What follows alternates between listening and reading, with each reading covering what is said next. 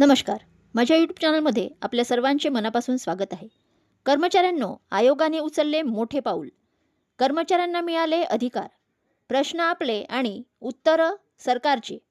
8व्या वेतन आयोगाचा निर्णय केवळ प्रशासकीय डेटावर आधारे निर्णय न घेता कर्मचाऱ्यांच्या आणि संबंधित विभागाच्या प्रत्यक्ष गरजा आणि अपेक्षांवर घेणे सोपे जाईल, यासाठी वेबसाईट सुरू करण्यात आली आहे. केंद्र सरकारने अधिकृत वेबसाईट hcpc.government.in लॉन्च केली आहे. कर्मचाऱ्यांकडूनच सूचना मागविण्यात येणार आहेत. यामध्ये वेतन, पेन्शन आणि भत्त्यांशी संबंधित प्रकरणांवर मंत्रालय, विभाग, केंद्रीय कर्मचारी आणि पेन्शनर्स यांना प्रश्न विचारून उत्तरं मिळणार आहेत.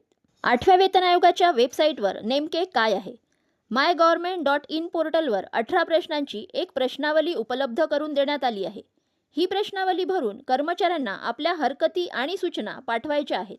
ही प्रश्नावली खालील वर्गांसाठी खुली असणार आहे: मंत्रालय आणि विभाग, केंद्र सरकार आणि केंद्रशासित प्रदेशातील कर्मचारी, विधी अधिकारी आणि कोर्टाचे कर्मचारी, नियामक संस्थांचे अधिकारी आणि कर्मचारी, सेवेत असलेले आणि सेवानिवृत्त कर्मचाऱ्यांच्या संघटना आणि युनियन, पेन्शनर्स, संशोधक आणि शिक्षणतज्ज्ञ, सर्वसामान्य नागरिक आणि अन्य संबंधित हितचिंतक. सूचना सुचवणाऱ्यांची ओळख गुप्त ठेवण्यात येणार आहे. प्रश्नावली भरणाऱ्या कोणत्याही व्यक्तीची किंवा संस्थेची ओळख सार्वजनिकरित्या उघड केली जाणार नाही, असे आयोगाने आश्वासन दिले आहे. प्रश्नावली भरण्याची अंतिम तारीख काय असेल? आयोगानुसार ही प्रश्नावली भरण्याची शेवटची तारीख 16 मार्च 2026 आहे. आयोगाने स्पष्टपणे सांगितले आहे की सूचना फक्त माय गव्हर्नमेंट पोर्टलद्वारे स्वीकारल्या जाणार आहेत.